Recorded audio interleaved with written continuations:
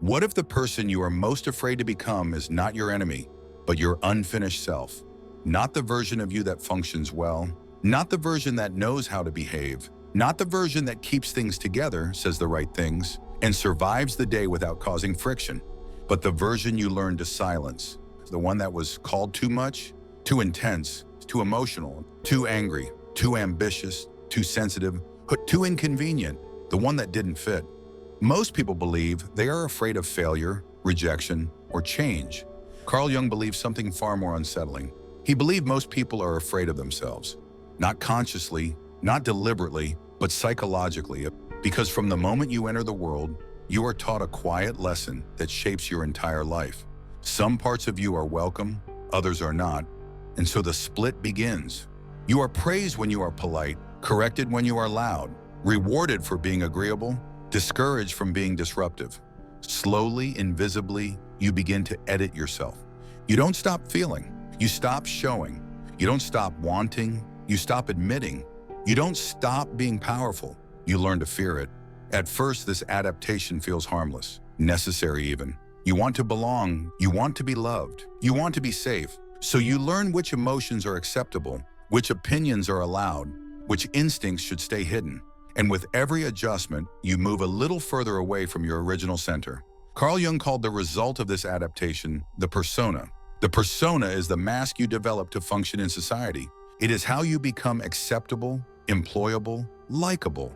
It is how you survive. And at first, the persona is not a problem. It is a tool. The danger begins when you forget it is a mask. Because when you identify with the persona, you don't just wear it, you become it. You start believing that you are who you perform, and everything that does not fit that performance, your anger, your desire, your instincts, your intensity, has to go somewhere. So it goes underground. You don't destroy those parts, you exile them. They sink into the unconscious, into what Jung called the shadow. But before we talk about the shadow, something crucial needs to be understood. Most people don't feel like they are wearing a mask. They feel responsible, mature, normal. They tell themselves things like, "This is just how life works. I can't be like that. That's unrealistic. I have to be practical." But listen closely to what's missing.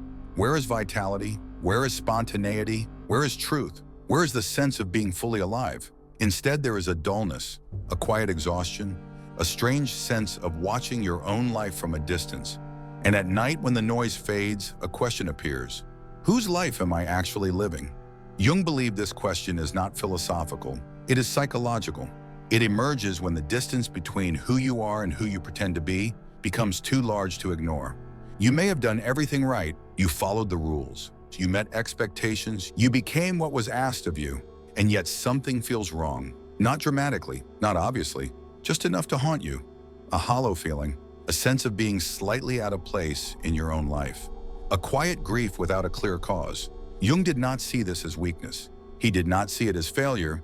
He saw it as fragmentation. You are not broken, you are divided, because the self cannot be reduced to what is socially acceptable.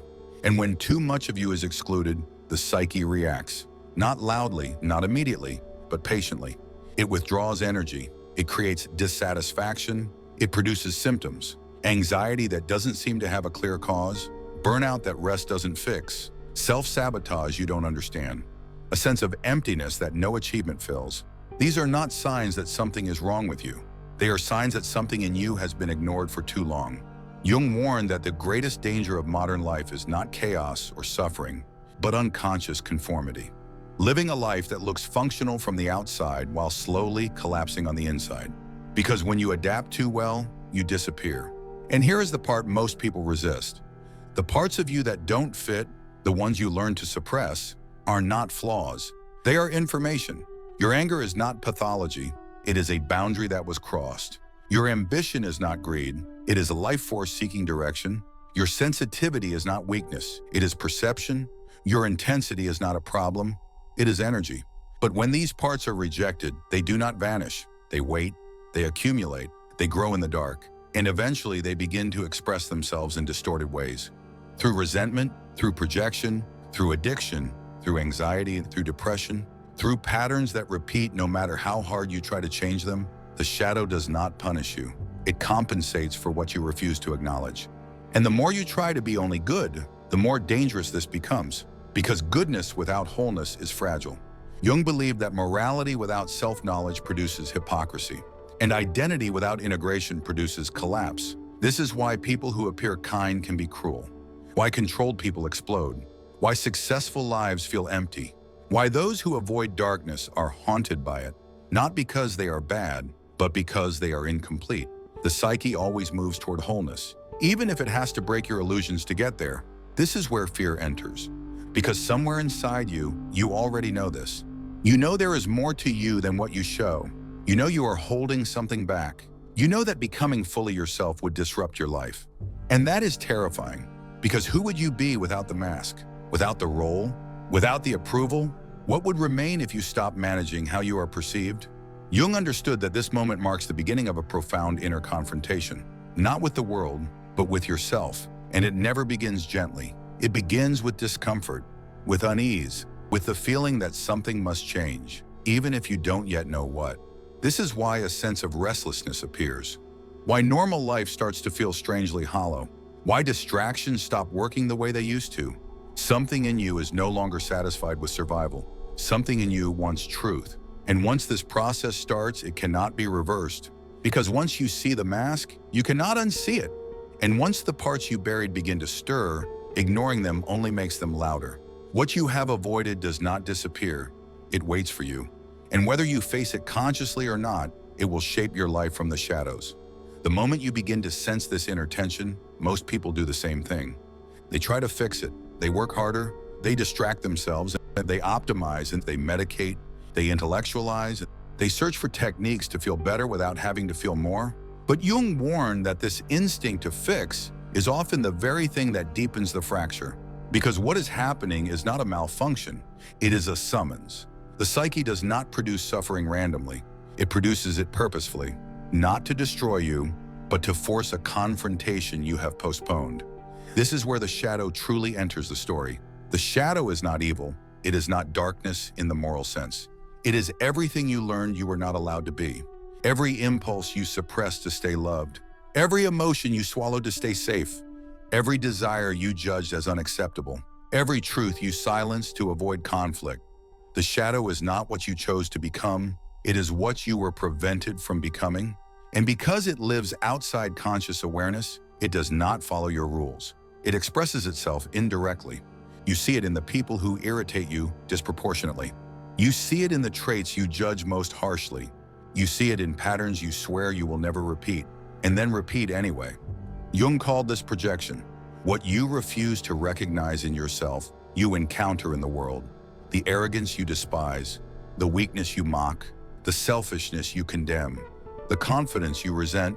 These reactions feel justified, rational, moral, but psychologically, they are mirrors. They point toward disowned parts of your own psyche seeking recognition. And this is why people who deny their shadow often feel surrounded by toxic others. The world begins to look hostile, irritating, oppressive, not because it is, but because the psyche is externalizing an internal conflict.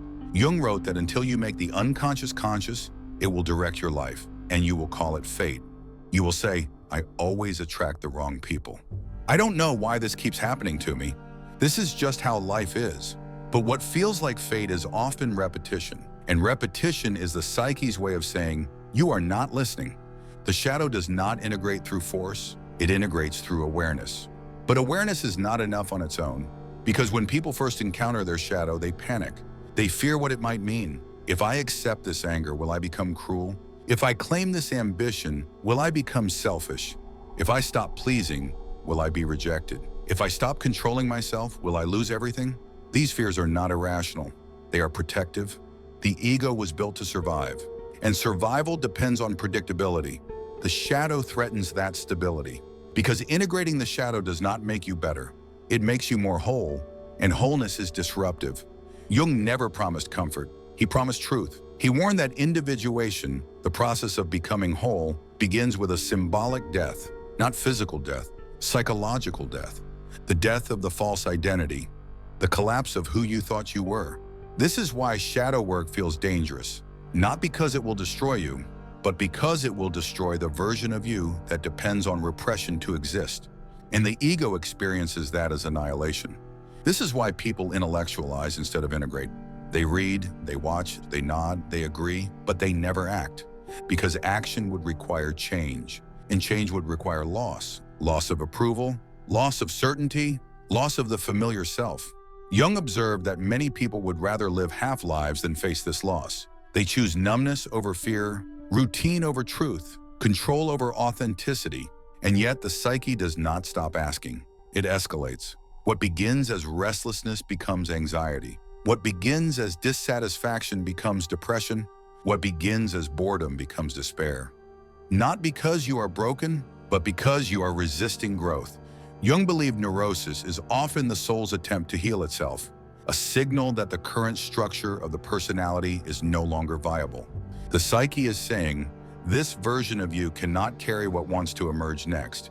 And here is the crucial paradox. The very traits you fear integrating are the ones that contain your vitality.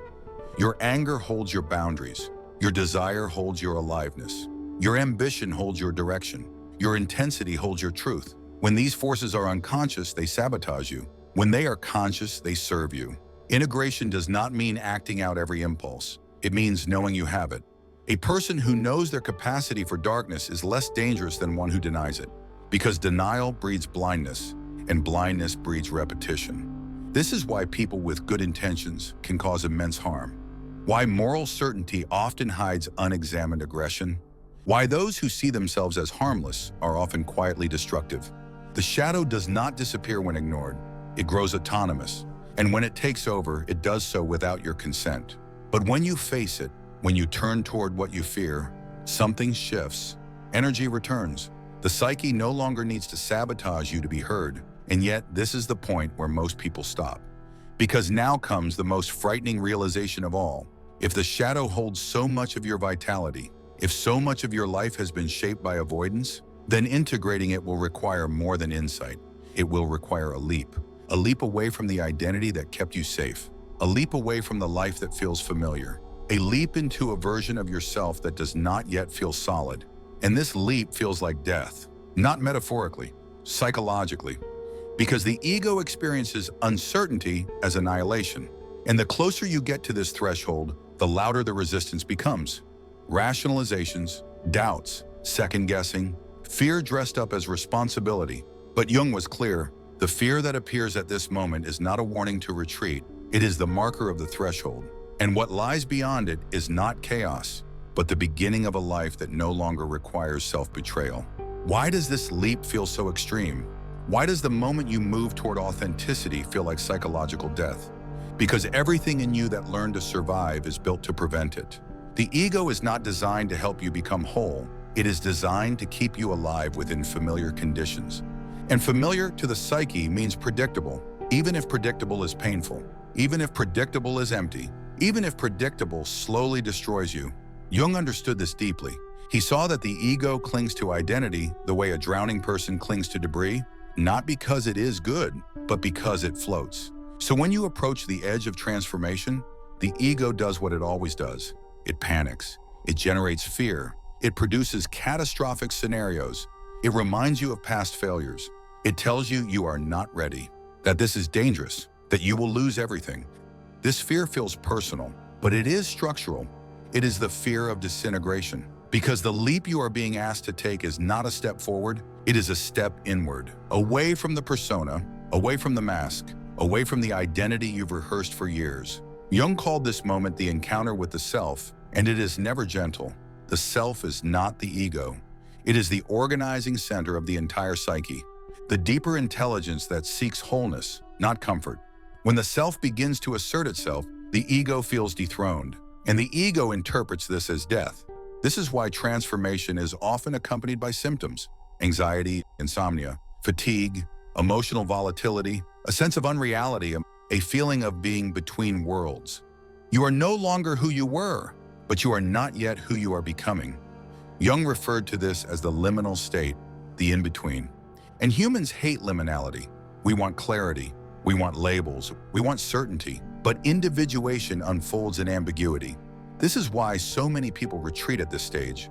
They mistake disorientation for danger. They mistake identity collapse for failure. They mistake fear for a sign to stop. But Jung saw the opposite. He believed that this psychological death is not pathology, it is initiation. Every myth contains it, every rite of passage requires it, every hero must descend before they ascend. The descent is not optional, because without it, you remain split, half alive, half honest, half present. The persona continues to dominate, the shadow continues to sabotage, and the self remains buried. The leap demands something radical, responsibility, not responsibility as guilt, but responsibility as ownership. Ownership of your inner life, ownership of your choices, ownership of your becoming. This is where another illusion collapses, the illusion that someone will save you. Jung was blunt about this. No therapist, no teacher, no partner, no book, no video. They can guide, they can point, they can mirror, but they cannot walk this path for you. Individuation cannot be outsourced because the work is internal. And this realization is terrifying because it strips away excuses.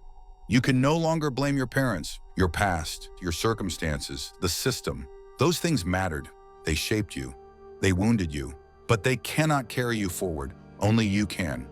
And the ego resists this truth with everything it has. It tells you, you need more time. You need more clarity. You need more healing. You need permission. But what it really means is, I am afraid to lose control. Because once you accept responsibility, the old identity dissolves. The identity that survived by pleasing, by hiding, by shrinking, by adapting. And this is where the leap truly happens. Not in one dramatic action, but in a series of small, terrifying choices. Choices that align you with truth rather than safety. You say no when you would have said yes. You speak when you would have stayed silent. You step away when you would have endured. You act before you feel ready, not recklessly, consciously. Jung emphasized that individuation is lived, not thought, not imagined, not visualized, lived. And the psyche only updates through experience. Each time you act in alignment with your emerging self, something shifts. The nervous system recalibrates. The fear does not vanish, but it loosens. You begin to realize that the catastrophe did not occur. The world did not end. You did not disappear. What disappeared was the illusion that safety comes from suppression, that belonging requires self-erasure, that peace is found in compliance. Instead, a new stability emerges, not the brittle stability of control, but the grounded stability of congruence. Your inner world begins to align, less friction, less sabotage, less exhaustion, because energy that was once spent repressing is now available for living. This is why people who integrate their shadow often feel more alive, not calmer, more intense, not more agreeable, more real, not more polished. They are no longer fragmented. And this is where a critical misunderstanding needs to be addressed. Individuation does not make life easy. It makes it honest. You still face challenges. You still feel fear. You still experience doubt, but you are no longer at war with yourself. And that changes everything. Because the greatest drain on the psyche is not difficulty, it is division. When your actions contradict your truth, when your life contradicts your values, when your persona contradicts your soul, that tension is exhausting. And when it resolves, even partially, energy returns. Not manic energy, not motivational hype, grounded energy, presence, clarity, or direction. You begin to sense when something is wrong sooner. You listen to discomfort instead of numbing it. You respond instead of reacting. And gradually the leap no longer feels like death. It feels like alignment. But this does not mean the process is complete. Integration is not an event. It is a practice. The shadow does not integrate once. It integrates continuously. New layers emerge. New fears surface. New truths demand expression. And each time the choice returns. Retreat into familiarity or move toward wholeness. Jung believed that wholeness is not perfection. It is totality. The capacity to hold contradictions, to contain opposites, to live without splitting yourself in half. And when this begins to happen, there are unmistakable signs. Your relationships change. Some dissolve, others deepen. You become less interested in being liked, more interested in being real. You stop chasing validation. You start honoring alignment. You feel discomfort more clearly, but you are less afraid of it because you understand what it means. It is not a threat. It is a signal. And now the question shifts, not who should I be, but what happens when I stop running from who I am? This is where the transformation stabilizes or collapses, because the final challenge is not facing the shadow. It is living from what you have integrated, day after day, choice after choice. And this is where the real test begins. When you begin to live from what you have integrated, life does not suddenly become peaceful. It becomes precise. You start noticing immediately when something is off. When a situation asks you to betray yourself, when a relationship depends on your silence, when a path requires you to become smaller again. And this awareness is irreversible. Once you have seen the mechanism, you cannot unsee it. This is why individuation does not feel like relief at first. It feels like responsibility. Because you can no longer hide behind ignorance. You can no longer say, "I didn't know." You can no longer pretend the discomfort is random. You know exactly why it is there. Jung believed this was the true dividing line between those who wake up and those who remain asleep. Not intelligence, not education, not spirituality, or responsibility. Responsibility for your inner alignment. And this is where many people quietly sabotage the process. They do the work, they see the patterns, they integrate parts of the shadow, and then slowly they return to old compromises, not because they want to, but because integration demands consistency. The psyche does not change through insight alone. It changes through repetition. Each time you override your truth to avoid discomfort, the old structure strengthens. Each time you act in alignment despite fear, the new structure stabilizes. And this is where individuation becomes a lived practice. Not dramatic, not constant crisis, but daily honesty. You begin to live in a way that feels internally coherent. What you think, what you feel, what you do, they start pointing in the same direction. And this creates something rare, inner solidity. You no longer need to constantly explain yourself, defend yourself, justify yourself. You feel your own center. This does not make you invulnerable. It makes you grounded. Criticism hurts less because it no longer threatens your identity. Rejection stings less because you are not abandoning yourself to be accepted. Failure no longer annihilates you because your worth is not tied to performance. This is what Jung meant by psychological adulthood. Not independence from others, but independence from the mask. And here is the paradox most people never reach. When you stop trying to be acceptable, you become trustworthy. When you stop trying to be liked, you become magnetic. When you stop performing, you become present. Presence is the byproduct of integration. Because nothing is being hidden, nothing is being suppressed, nothing is being managed. You are simply there. This is why integrated people feel different. Not louder, not dominant, but unmistakably real. They occupy space without apology. They speak without aggression. They listen without disappearing. And life begins to respond differently. Opportunities align not because of manifestation, but because clarity creates direction. Relationships deepen not because of effort, but because authenticity filters connection.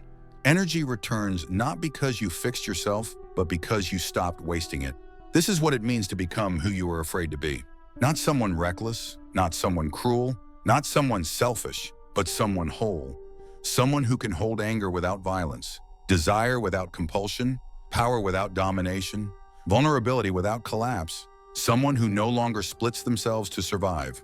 And here is the final truth Jung leaves us with. The shadow does not disappear when integrated. It becomes conscious. Fear does not vanish. It becomes guidance. The unknown does not go away. It becomes the path. You do not arrive at a final version of yourself. You enter a relationship with yourself, one built on honesty instead of denial. So if this process feels uncomfortable, you are not doing it wrong. If it feels destabilizing, you are not failing. If it feels like something inside you is dying, you are not broken. You are shedding what you are no longer meant to carry, the mask, the persona, the inherited identity. What remains is not perfection, it is truth. And truth, once lived, becomes freedom. Not freedom from fear, but freedom from fragmentation. Not freedom from pain, but freedom from self-betrayal. And that is the only freedom that lasts. So ask yourself quietly without drama, where am I still pretending? Where am I still shrinking? Where am I still choosing safety over truth? Those questions are not accusations. They are invitations. Because the person you are afraid to become is not your enemy. They are the part of you that survived long enough to finally come home. And when you stop running from them, you don't lose yourself. You finally meet yourself.